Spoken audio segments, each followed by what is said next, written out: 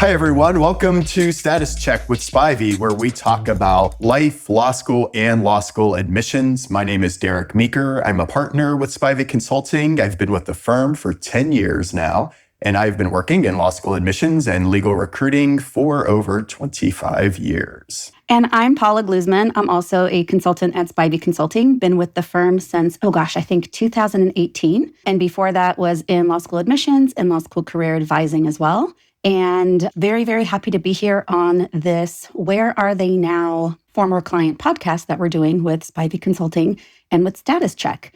We have two amazing guests with us today, former clients. And before we introduce them, I would love to just tell you a little bit about where the idea for this podcast came from. So my former client and I had gotten back in touch with each other. I believe it was when she was just graduated from law school, was ready to study for the bar. And we were having a conversation about all the things that she was able to do and accomplish during law school and how it really felt like a full circle moment. And I left that call just feeling incredibly inspired and incredibly proud and thinking how any applicant for law school would also be inspired by hearing that all the work that went into the application process really does turn into a future full circle moment that completes the process, allows you to do that thing that you wanted to go to law school for, and hopefully find a little inspiration while you're in the first step of your legal career. So here we are with this Where Are They Now podcast, and I will turn it over to Derek so he can introduce his former client to you. Thank you, Paula. So when Paula shared the idea for this podcast with me, serendipitously, Cam had emailed me that same week letting me know that they had just graduated from law school. And what was funny was in the email, you said, I'm not sure you remember me, but we worked together. And I wrote back and immediately said, of course I remember you. How could I forget? And I referenced some details from your personal statement. It said, hands down, it was one of my favorite essays. And we're going to talk a little bit about that later. But it was serendipitous in that you reached out, right? At the same time, this was coming together. And I thought, who better to be on this episode? Because you have so many diverse and interesting experiences and aspects of your identity that many applicants will relate to in one or more ways. Non-traditional student. Cam's a 2014 graduate of Virginia Commonwealth University. So you were 7 years out of college when you applied to law school. You were a STEM major, biology. You identify as a member of the LGBTQ community. And you're not only a first-generation law school and college graduate, but a first-generation high school graduate and former foster care youth. And now a graduate of the University of Virginia School of Law. So we are delighted to have you and can't wait to hear all about your experiences and advice you have. Welcome, Cam. Thanks, Derek. So glad to be here. Awesome. And then without further ado, I'd like to introduce my former client, Shasta Fields. We connected from a previous client that I had that referred Shasta to me. And when I met Shasta, she was just about to start her senior year at UC Davis undergrad, studying some form of sciences, really, really interested in law, was a part of the mock trial team there, and came to the idea of going to law school with a very dedicated and self-determined goal of becoming an environmental law student and practicing environmental law. Shasta is a part of the Cherokee tribe. Shasta is also a first-generation college student, first-generation law student, and had come from a lot of very interesting, diverse, and complex backgrounds that influenced her ideas and desires to go into law school, which I know that you'll be able to share, Shasta, throughout our conversation here. Ultimately, you ended up going to UCLA School of Law with the focus on environmental law. I'm so excited for you to share more about what you're doing now as a practicing attorney that's within that field. And I know we'll discuss all the things that you were able to do during law school and what you got out of the 3 years of law school throughout this podcast. So I don't want to give any more spoilers, but welcome to the podcast, Shasta. Thank you so much. I'm excited to be here. Awesome. So the way that we were thinking of kind of going through this is we created a list of questions that we thought would kind of cover the gamut of kind of tell us a little bit about where you are right now, what you're doing with your career, the idea of who are you now as an attorney, somebody who has come full circle. And then to sort of work backwards in, okay, how did the application process go for you? How did it maybe influence your decision of where you want to go? And then also, is there anything that you learned during that part that you were actually able to take with you into your law school experience? Did it inform your law school experience? And if so, how? So why don't you both start by telling us where you are now in your career? When did you graduate from law school? What type of law you are practicing? Hello, I'm Shasta. I am now 2 years out of law school, which is crazy to say. I feel like time has absolutely flown.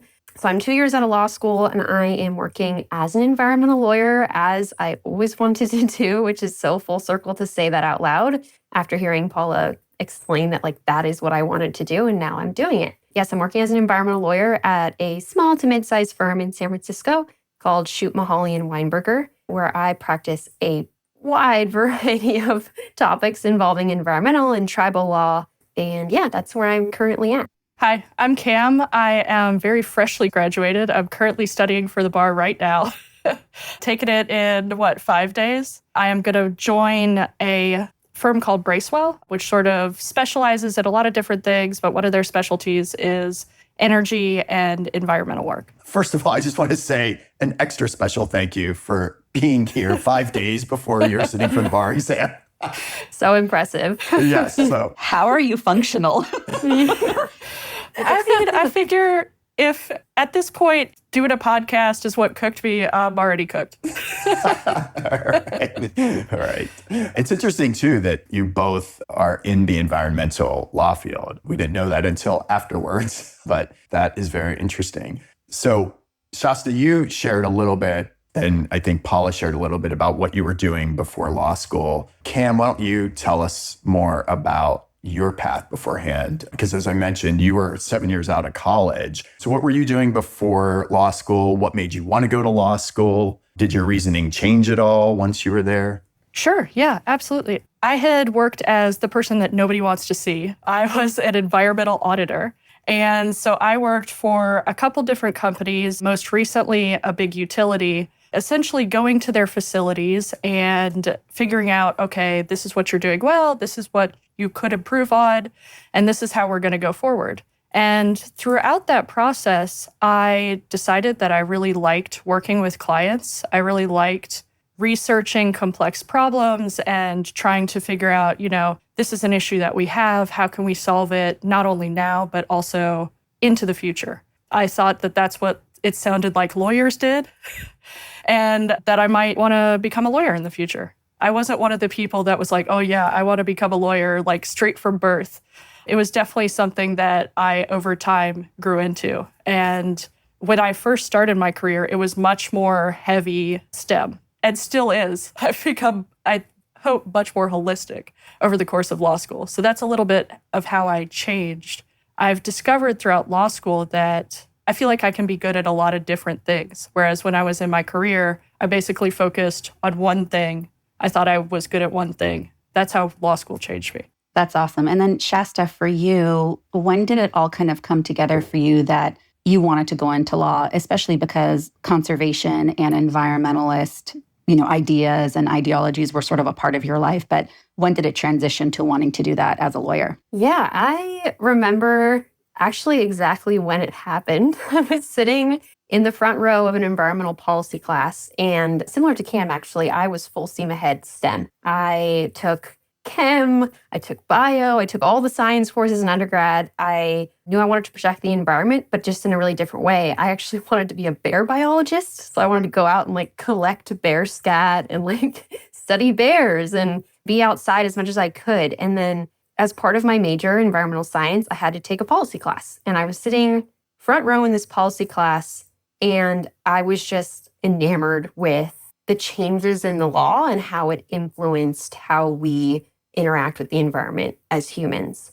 And I was like, whoa, this is what I want to do. This is how I can majorly influence the world and protect the environment. And that's not to say that I wouldn't have had that influence in my other planned career path, but I just knew that I wanted to make these huge, large-scale changes. And I thought that the law and policy was the way to do it. I had a major shift and joined the mock trial team, realized that I love oral advocacy, and I loved having a client that I was representing their interests. And so it all just sort of started to click into place that this was the path for me. And that didn't really change in law school. If anything, it was what got me through law school. I feel like going in law school, I had these strong beliefs that were getting me through these incredibly difficult times that is law school. I was thinking the whole time, like, I want to help environmental justice communities, so I have to study for this test. So it didn't change much in law school. If anything, it got stronger and it got me through. It's so funny that you mentioned that. Originally, I wanted to be a forester, so a very similar path. See, similar. Y'all could have been like hiking together and collecting scat and doing all sort of things. Yeah. You were like trees and I'd be like bears. Yeah. And now you can do that in court. I love it. So I love to hear that both of you really had this idea and it came from either a very strong internal motivation or work and, studying that you did before that inspired you to go into law. And if we can transition into making the decision and now going through the application process, what concerns did you have about getting started with your applications? Was there something that you entered preparing your applications with that was more on top of your mind, or things that you felt like you had to further explain? What made you put your applications together the way that you did? So I can say that one of my concerns was that I was already blessed with a very good career. And so I wanted to go to a school that I felt was going to set me up for success, where I wasn't going to have my standard of living be lowered for having made this decision. And so when I first came into the process, I was like, this is my school list. And it was like 5 schools, I think. And Derek actually helped me broaden my school list a little bit, helped me open up a little bit. But I entered into this process with, this is what I want. If I don't necessarily get to go to law school because I'm being so picky, that's just the way it goes. That was one of my major concerns when I was preparing my application, was setting myself up for success with a very small list of schools. Yeah, and then for me, I would say that I went into it struggling quite a bit with imposter syndrome and thinking that I didn't belong in law school. I came from a low-income background, and so I was just like, do I belong? Is my application going to even get looked at? Or are they going to throw it straight in the trash?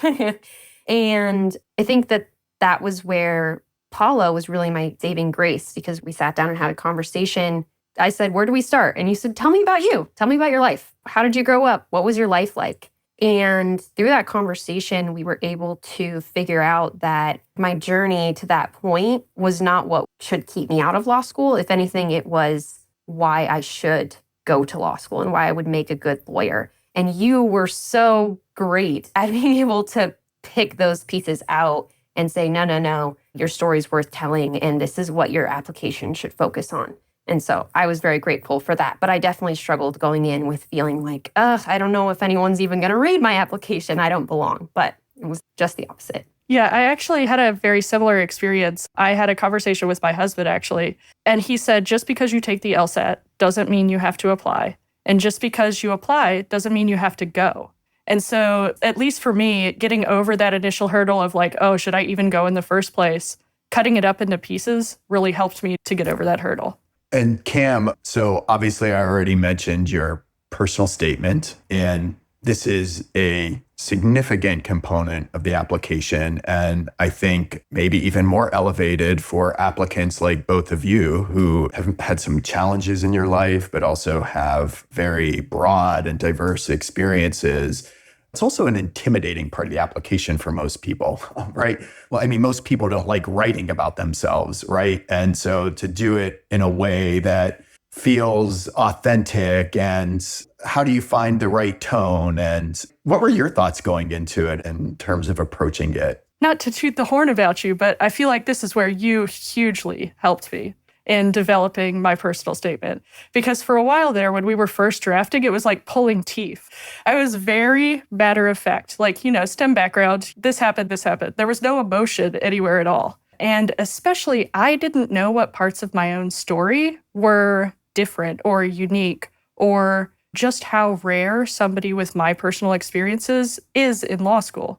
So you definitely helped me to bring that out and focus on the things that made me unique, that made me special, like maybe that I would give more to the law school experience. Bring a perspective maybe that was missing. But it was very difficult. Like I said, because, some of these things that you talk about, they're difficult parts of your life. So having you as a support really helped that story come out. I appreciate that. But ultimately, it was your story. And the thing that I always talk about is the personal statement has to be authentic and really come across as genuine and conversational, right? So that the reader feels like they really get to know you. And I think what you did so well was you shared some of those personal details that were very challenging, right, about your life, but you also injected your sense of humor into the essay. That's not easy to do. Even, rereading it again, it just makes me smile. And if you can make an admissions officer smile when they're reading, a million applications, you've definitely done something special. So if everyone will indulge me, I read some little snippets from it. This is just the beginning of the essay. In the summer of 2011, I received the most exciting call of my 20-year life, an interview invitation for an internship with a company in Richmond. Fresh out of the foster care system and with no one else to ask, I consulted the ultimate arbiter of interview advice, Google. So that was your opening, which was lovely, right? And then in paragraph 2 is when you talked about the difficult aspects of your life, in essence, why you didn't have anyone to ask for interview advice, right? And then you go on to then talk about this interview. Google said I needed to do 3 things for my interview: buy a suit, practice interview questions, and show up early. That weekend, I headed to the fancy Goodwill across town. The first suit I tried on was a purple pantsuit with huge shoulder pads. I put it in the maybe pile. The second one was a tweed skirt suit that was too long in the sleeves, but shoulder pad free. I asked the checkout ladies for their opinion and received a smattering of advice about dry cleaners and steamers, along with a thumbs up on the tweed suit. I unfurled 2 $5 bills from my pocket and stuffed the suit into my backpack. My favorite part, though, and just a few more sentences, and we can move on, but the day of the interview, I put my heels, a pad folio, and an extra set of nylons into my bag and headed down to my moped. That's when I realized I should have gotten the pantsuit. Hiking up my skirt while keeping my nylon-clad calf clear of the muffler, I hopped on my moped and headed downtown. Every time I read it, I laugh. But then the kicker of all this is you go on to tell us that after all that, once you get there, you find out it was supposed to be a phone interview. Yeah. I had never heard of a phone interview before. But you ended up getting the internship, and this kind of changed your life, right? This was the start of it. Oh, yeah, absolutely. And she was so nice. The head of the intern department at the company I came to work for was just so nice. And she was like, honey, do you know this was a phone interview? But we still did it. She came down. It was a big deal. Yeah, because then that led to a full-time job. That's basically what started your 7-year career in the environmental field. And I remember us laughing throughout that process about pulling out these different details of the story, because the original, that wasn't the first draft. Like, how many drafts do we have? Like 20 different drafts? Yes, we have many drafts. Each draft, we would make it a little bit better, make it a little tighter. I think it was much shorter when we first started. And it took a little bit of time to figure out what from my past are we going to focus on? And it's funny that that's the part of my life that we chose, because I didn't see that as funny or as memorable as you did. Yes, but clearly admissions officers at a number of top schools did as well, right? Because you did okay. And just really quickly, now looking back on it, do you have any advice for applicants about the personal statement and maybe having some of the same fears or concerns that you did? I remember you telling me that this is what was going to make or break. Based on the personal statement, this is what could get me into the schools that I wanted to get into, or what would not get me into those schools. And I think knowing that helped me to put myself out there a little bit more, to be a little bit more open about these details, and to spend a little bit more time on it, because you had told me this is important. And it's less about all these other parts of the application, but this is where you can really shine, especially if you've got a background that's not quite it's not like everybody else's. And Shasta, I can't wait to sort of ask you, and then Cam, you'll have a chance to answer this question as well. How did you ultimately decide on the school that you were going to? And do you feel you made a right choice for yourself at the end of the day? Yeah, so this was one of the hardest parts, actually, of the application process. Obviously, studying for the LSAT is grueling, although I warn listeners, the bar is harder. Yeah, I think that the hardest part was getting the results back. And then, obviously, you're very happy for a few minutes. First call was to my mom and dad. Second call was to Paula. Third was to sit with myself and be like, oh, shoot, now I have to pick. I have to choose among these schools. And for me, I got into UCLA and I was super excited about that. And I also was so grateful that I got a full ride to that school on a fellowship. And that was an incredible life-changing opportunity because I wasn't going to take on student debt. And then I also got into University of Chicago, which is, I think at the time, it was like number 4 or something on the rankings list, which seemed to matter so much at the time, of course. And I was so astonished that I even got in that I almost wanted to just reply immediately to the email and say, yes, I want to go here. But kind of having to step back and think, okay, if I go to one school that is ranked very high, and I'm putting air quotes for everyone who can't see, considered a top, very prestigious school for ticket for X price, or go to this other school that is still incredible and amazing, but not like ranked as high on this very subjective list for free. And that was such a difficult decision. But ultimately, I realized that not having the financial barrier and worrying about how I'm going to pay my debt back, how am I going to put food on the table during law school, how am I going to pay my rent, not having to worry about that during law school, not only is life-changing, but also such an insane opportunity that a ton of students do not get. And so I ultimately went the UCLA route, and I'm so grateful to that school for letting me go for free. And I don't regret it a day in my life because ultimately when I was choosing my job out of law school, I didn't have to take, again, keeping the lights on into consideration. I was able to pick the job that my heart was pulling me to and my passions were pulling me to. And, not that there's anything wrong with going to places that pay you more. That's always wonderful. But I knew what I wanted to do. I knew what type of law I wanted to practice. And I didn't want to be limited by financial constraints. And so that was such a huge weight off my shoulders. And I absolutely do not regret that a single day in my life. I am very, very happy with my decision to go to UCLA. I remember being in my front driveway speaking to you because my little one was at home having a moment. And I was like, threw him at my husband and went outside to have a conversation with you. And I remember the sun was setting and we were having a talk about how there was almost this internal, you felt like an obligation to go to the best school that accepted you. You were like, I am first generation. My parents would be so proud to know that I was doing this. And I remember talking to you about their environmental law programs and the things that you would be able to take advantage of. And at one point, it was one of those conversations of, Shasta, they're going to be so proud of you anywhere you go. UCLA is a fantastic school. I worked there.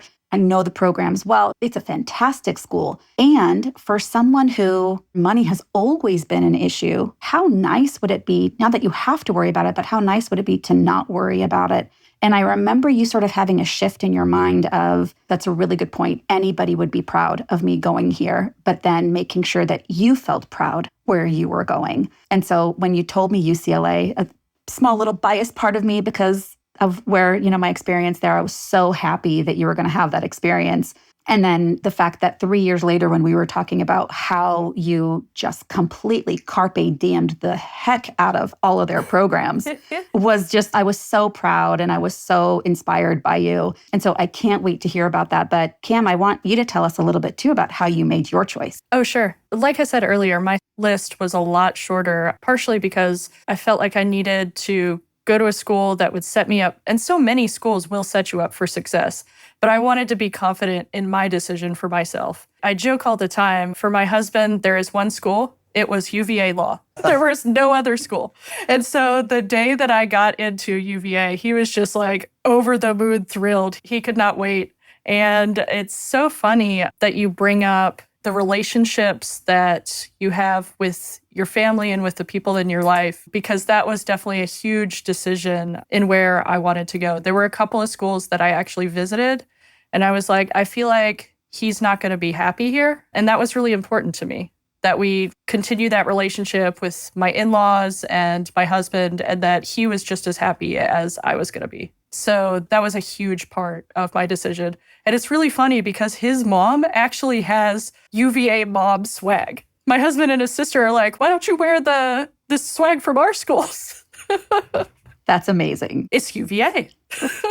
UVA was on the original shortlist, on the original list of 5. But you ended up applying to 12 schools or something like that, right? It ended up being a pretty big list. But how thrilling that UVA, one of the original 5. Yeah. And I can't remember exactly, but it was certainly one of the most selective of your group of schools. Yeah. But you both grew up in Virginia too, right? That was part of it. And he actually had worked for UVA, the health system, before. So he was very familiar. He had lived in Charlottesville. We knew that we were going to be happy there. That was a big part of our decision too. So it sounds like you both feel you made the right choice. Yeah. Absolutely. That would have been so awkward if it wasn't. Yeah. Can you imagine? I'm like, I made the wrong choice. I should have gone. No, I'm just kidding. We're also curious if there was anything in the application process that helped you actually get through law school. Is there anything maybe that you learned during the application process that you used in law school? One of the things that I really picked up is how when you are in law school, the things that you thought were of the utmost importance are really not as important once you're there. Of course, you want to pick a place where you're going to be happy and it has the classes that you want. And, it's got the faculty that are going to help you along your path. But so many of the things that I thought about as part of the application process, no matter where you go, it's probably going to be an awesome choice and you're going to have a great time and you're going to make wonderful connections. Thinking about who's ranked 5th in environmental law is just not going to be as important to you once you're in law school. That is such great advice. I really appreciate you sharing that because, yes, I think certainly almost everyone I work with struggles with some of those questions. Something I always say is you are the driver of your success and your happiness, right? At the end of the day, wherever you are, it's never going to be the school itself. It's going to be you and the things that you do. You are going to be the one that creates your success and happiness. So I love that you shared that. For me, I would say that it was realizing that there was such a diversity and variety of people applying and going to law school, because I'm sure anyone listening to this was equally as glued to the website Law School by the Numbers as I was, which is a website that shows you who's getting into what school with what stats. And as an applicant, every morning I feel like I would wake up and look at Law School by the Numbers. It was like an obsession of mine, probably unhealthy. And I remember a dot would come up that was like someone who had similar numbers as me. Looking back now, I'm like so silly. And I would almost feel like a personal connection to that dot. And I'm like, oh my gosh, that person got in. If they got in, I can do it too. And then getting to law school and realizing there were people behind all of those dots I was seeing. There were human beings with unique experiences and strengths and weaknesses that they were bringing to the table made me realize that I also belong here. I also can thrive here. And I'm also more than just my numbers on that screen. Because when I was applying, and I feel like a lot of students that I talk to now deal with this, is you're just so obsessed with the GPA and the LSAT, which matter, of course. But like y'all were just talking about, you're going to thrive and be happy if that is what you intend on doing, no matter where you go. And so it was just very full circle to be very obsessed with where I fell in the numbers and then getting to the school and being like, wait, no one cares about that. Now we're just all law students here wanting to learn and become lawyers. So I think that having that transition of mindset wasn't necessarily something I learned in the application process. It took going to law school to fully learn it, but I recognized it. I just want to touch on something you said real quick, because just going off of people are more than their numbers. During the application process, you get waitlisted and it's crushing because you so want to go to that school and it feels like you're second best. You weren't their first choice. I was waitlisted to UVA originally. I will tell you that so many of my classmates, I guess people feel comfortable talking about it now because we've graduated. I've learned that they were all waitlisted too. It's not uncommon. I don't think it means anything about you as a person. It's just the school put a little hold on your application for a little bit. It doesn't mean you didn't get in. So I do think when you're applying, that seems so much more important than it is at the end of law school. It can be a stressful process for sure, and a very long process. But yes, you are here as proof that it certainly does not mean the end of the application cycle. Well, and at the end of the day, you have the same opportunities in 1L, 2L, and 3L. You all graduate with the same JD degree at the end of the day. So that extra little step that you had to go through, if anything, builds resilience, and then you make the most out of it. And speaking of what you all did with your time in law school, can you share a little bit about how you took advantage of the opportunities and offerings at your school? Shasta, I know that if there was anything dealing with environmental law, whether it was a clinic, a journal, the student organizations, you were there and you were leading the charge with it all. So can you tell us a little bit about how you sort of navigated and balanced school with all the other extracurriculars that you took on at UCLA? Yes. So I would say my first year I did, and I think this is solid advice for anyone that's going to law school. My first year, I really focused on just becoming acclimated to law school. Law school requires you to think differently. It's a very different workload and work style, the amount of reading that's assigned. And so I didn't do a ton of extracurriculars that first year. I was just focused on, all right, I just need to get used to living in Los Angeles, get used to being in law school and the workload and everything. But then once I had all that under my belt and I felt comfortable, second and third year was, I know everyone says law school is really hard. I would say 1L is hard. 2L and 3L, I was having fun. I was really enjoying my time in law school. Because like you were saying, Paula, I was just trying to take advantage of everything that law school has to offer. At UCLA, if you want to do environmental law, I cannot recommend UCLA enough because there are so many opportunities. You know, I was the president of the Environmental Law Society. I was an editor of the Journal of Environmental Law and Policy. I was in the Environmental Law Clinic, the Tribal Law Clinic, and there's just so many opportunities. I was on the mock trial team. And it's almost like you can't soak it all up fast enough. It goes by so fast.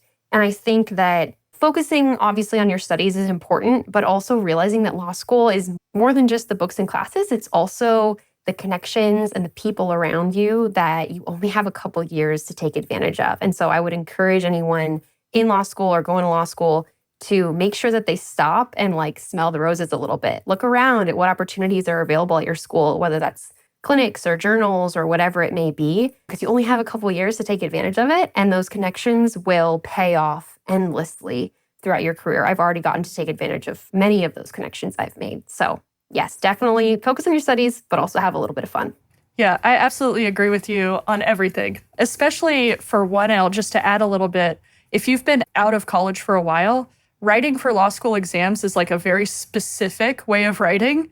And I certainly did not know that because I thought I did a ton of writing for my job, and I did, but it wasn't the type of writing that was expected of me on a law school exam. So if you have been out of school for a while, I'd really recommend researching how they expect you to write or getting advice on how to write. For 2L and 3L, if you are struggling getting through 1L, 2L and 3L are so much better.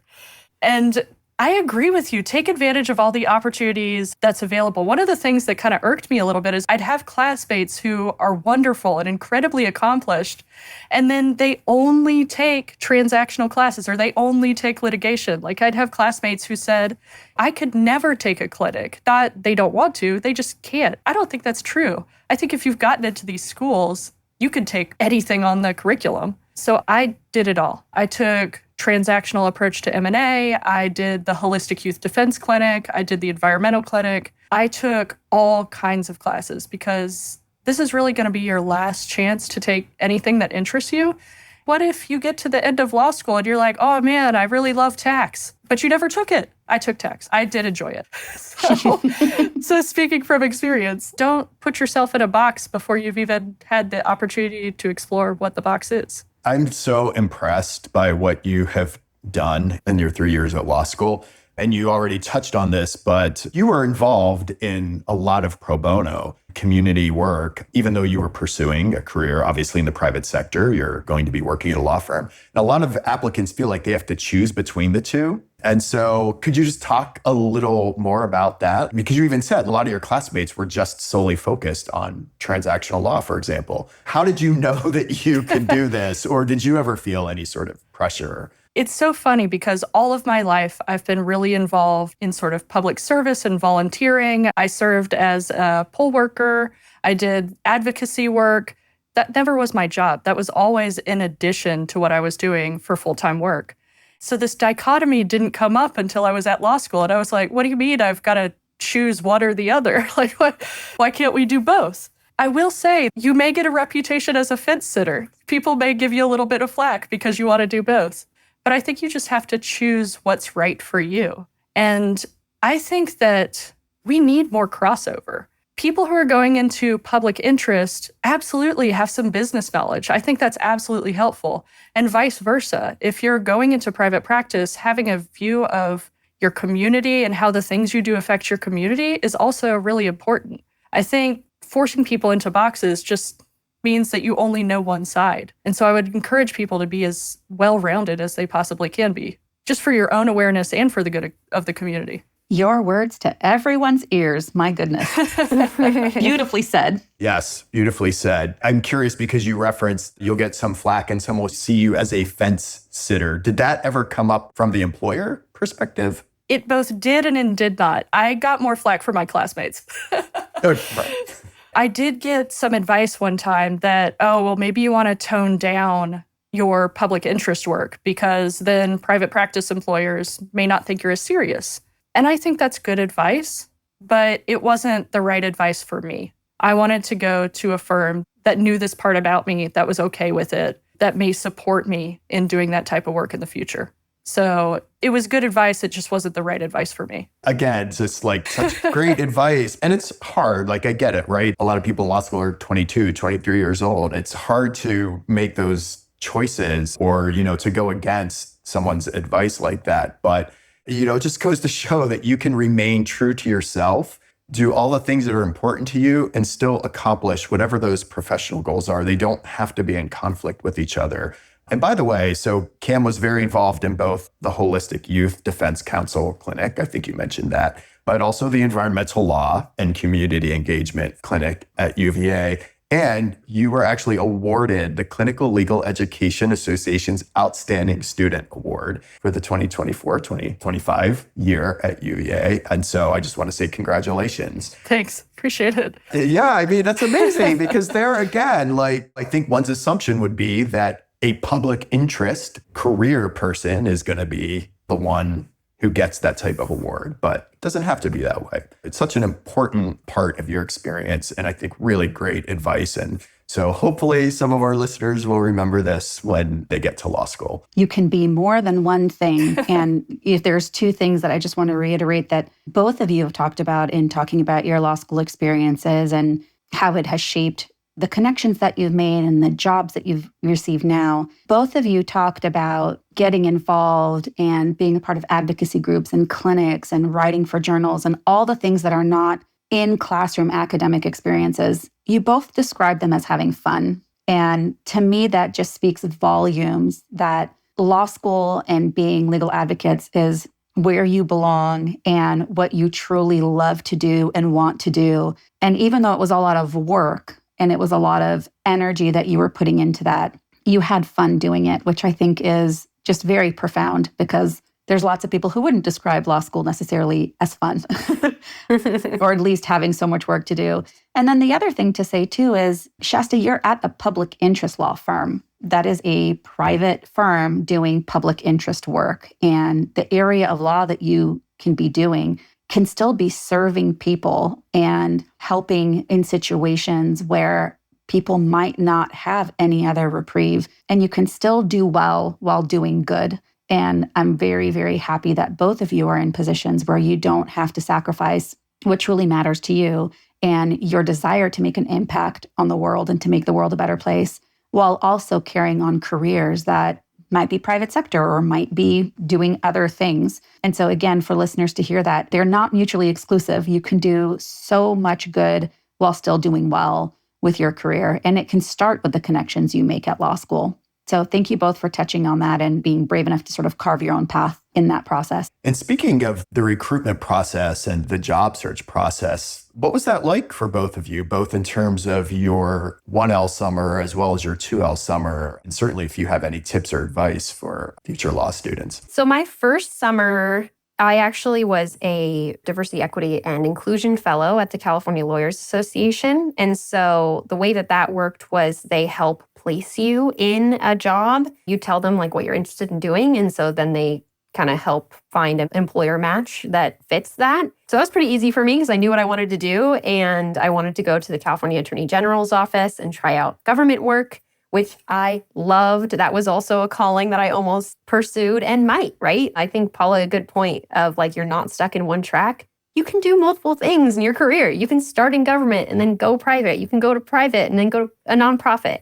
But so yeah, my 1L summer was pretty easy. I knew what I wanted to do. And then I was placed somewhere that they helped me get that position. So I tried government my first summer. And then second summer, I wanted to try nonprofit. And so I was incredibly fortunate to get a job at Earth Justice. And I was ecstatic about that position. I remember distinctly telling my now husband at the time, like, this is such a difficult position to get. I'm never going to get this job. I said the same thing about my current job. I was like, oh, only like 2 people get this job. There's no way I'm going to get it. And then getting it. And so that was very exciting for me. And so one piece of advice would be to not be afraid to put yourself out there in areas of the law that you don't know necessarily you're going to go into. Just because you want to try a summer in private doesn't mean you're locking yourself in to going to a big law firm. Or if you want to try a summer in government, go. Like, you want to build connections and gain experience, but also it's your opportunity to kind of dip your toes into the water of various pools and see, like, what am I interested in? What do I like? And so my advice would be, try different things across your 2 summers. Maybe those are different sectors. Maybe they're different areas of the law. Maybe you want to try energy law one summer and then tech a different summer, but not being afraid to use your summers as opportunities for yourself and less as like, oh, I have to build my resume a certain way. Because I'm really glad that I gained a variety of experiences across summers.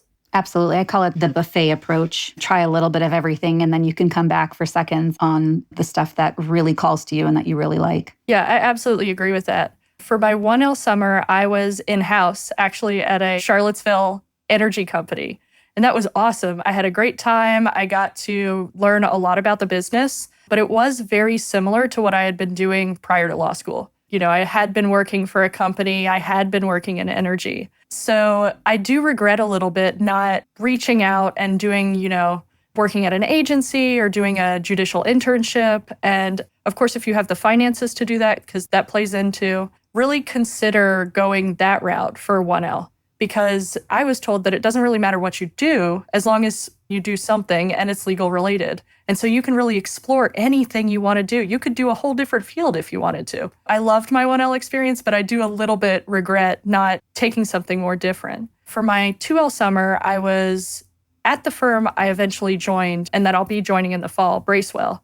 I had never lived in a big city before, and you could decide whether or not DC is a big city, but it was good for me to live in that city, really decide, is this what I want for my future? Am I okay in living in this environment? And of course, I had a great time at the firm, and the firm was extremely supportive, and so I chose to go back soon in the fall. But yeah, I would really recommend taking all of the opportunities that you can, because you're not going to be able to go back and do anything for 12 weeks that you want to. Very, very good perspective. Absolutely. And Cam, because you are 5 days from taking the bar exam, any advice there? Because you seem quite calm. These companies have this set up all for you. And I'm especially calm because I've, at this point, gotten to the percentage of the course where they say, oh, you're going to pass. So as long as you follow it and you don't get too much into your own head, I think that you'll be successful. The majority of people take the bar the first time and pass.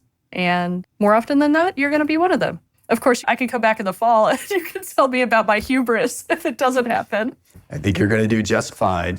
Shasta, what was studying for the bar for you? Well, I don't want to tell listeners that it was 10 weeks of hell, but it kind of was. I think that as I got to the end, I was in a similar boat to Cam, where I was like, I've learned what I've learned. And at this point, I kind of need to trust myself and know that I can't change the outcome at this point. And so it was a little bit of acceptance of I've done the studying, I've put the work in, and now I just got to let my brain do its thing. And also remember, letting your brain do its thing is letting it do what it's been doing for years. You got to this point because you succeeded in undergrad, you succeeded in law school, and now you're going to succeed at the bar. You didn't accidentally stumble into the bar exam room and you're like, oh, hey, there's a proctored exam. Let's take it for fun. Like, you studied and put in years of work to get to that point.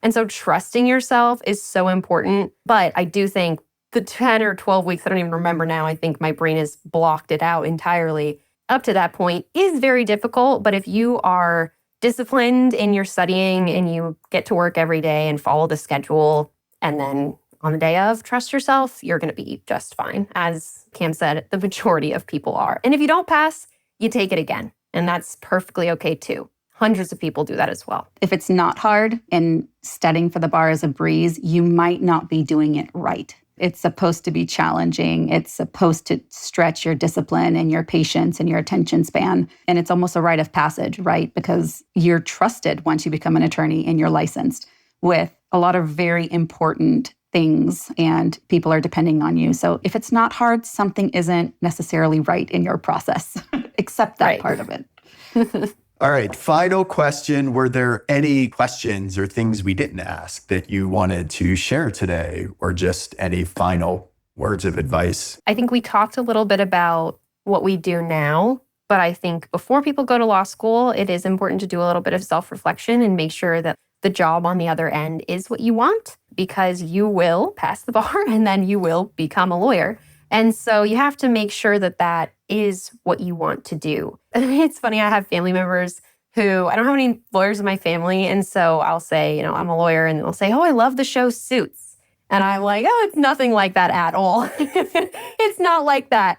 And so I think talking to lawyers who are practicing lawyers now and asking them, like, what is your life like? What is your work-life balance like? What is your day-to-day? Do you like what you do? And making sure that is what you want before doing a huge investment of all this time and money is hugely important. And I think the best way to ensure that is by picking an area of the law that you enjoy and you feel passionate about. I think there are definitely parts of lawyering that are not so fun, right? Like, I don't love dredging through Westlaw, or I'm not always happy to be writing a memo, but I still love what I do because I'm passionate about it. I love my clients and I love the difference I'm making. And so just making sure that the job is the right fit for you, and then picking an area of the law that you enjoy will make your job so much more enjoyable. And lawyering is fun if you make it fun. So that's my advice to everyone. Very, very good advice. My last thought is just that there are times in which law school is going to be hard. And especially if you're a first-gen student, it may be hard for you in different ways than for some of your other classmates. Just remember to give yourself some grace. You know, it's the first time that you're doing this. It's the first time that your whole class is doing this. But leave room for, you know, it might be hard for you in ways that your classmates can't appreciate. And that's okay. But you're going to make it to the other side. I feel like Derek and I, we are oozing with so much pride and inspiration. And we're so proud. I mean, we care so deeply about our clients and their success, and being able to be here with you and to hear you come full circle in your lives and with your choices is just so incredibly fulfilling and makes us so happy. But how do you feel about coming full circle? I know you're in the thick of studying for the bar, and I know that you're probably thick in hours and work for your clients, Shasta, but if you could take a moment to sort of reflect on where you were 4 or 5 years ago and where you are now, how do you feel about where you are now? I would say proud of myself. I think that a lot of students who want to go into law school and be a lawyer are either type A or very high achieving students who want to succeed. And so you can sometimes get caught so much up in the grind of doing that you forget to take a step back and realize that, wow, you are so amazing. You are impressive. You are such a hard worker. You have passions and you're doing great. And so I think remembering to tell that to yourself is important. And that's what I feel when I think full circle. I'm like, wow, 5 years ago, I thought, no way I could do this. And now here I am doing it. I had a mentor tell me recently, like, hey, half the time, nobody knows what they're doing. You just got to fake it till you make it. just keep going. And so, yeah, I feel proud of myself, but also realizing that like everybody struggles and everybody is to some extent faking their way through, and you are doing it too. That makes me feel proud that I've gotten to this point for sure. Yeah, I echo that. Statistically, we're talking outliers upon outliers. I was never supposed to be here. I was never supposed to graduate college. I was never supposed to be taking and hopefully passing the bar. And you can make room for yourself and be proud of yourself and also realize that this is just a little blip. It's not the end of your life. You're going to go on and do wonderful things. And even if your classmates have not had the same struggles, they of course have had their own. But just leave space for yourself to be proud of yourself. Cam, I've gotten teary-eyed now. I'm so glad that you emphasized that too, because by the way, I think it's 3 to 4% of foster youth graduate from college and less than 1% go on to get a graduate degree. You're part of that less than 1%, and that is monumental. And I'm so happy that you're here with us today, both of you, because Shasta, I know you've certainly overcome a lot of challenges too. And this has just been wonderful. We appreciate how open you've been, but you've shared such amazing advice for applicants and future law students. So thank you for being here and for sharing all of your experiences. Thank you for having us. Yeah. And thank you guys too for everything you did for us. I don't think I ever told you this, Paula. When I was giving my thank you speech, I had a chance to speak at the graduation for the environmental law students get together. And I remember saying, thank you to my family, thank you to my husband, and thanks to Paula. Because like, I think that you guys, maybe you do realize, or I hope you do, like you made such a big impact on our lives. And you helped me, and I'm sure Cam would agree with this, find my story and find my voice in my application, which is so hard to do. And I know that our accomplishments and our hard work obviously got us to where we are today, but also a huge part of, I think, why I got into law school and am where I am is because I had someone like Paula on my side and in my corner and helping me get here and really pushing me and helping me in every step of the process. So thank you so much. Seriously, thank you. I can't say thank you enough. And I'm just so happy that you're still helping students today.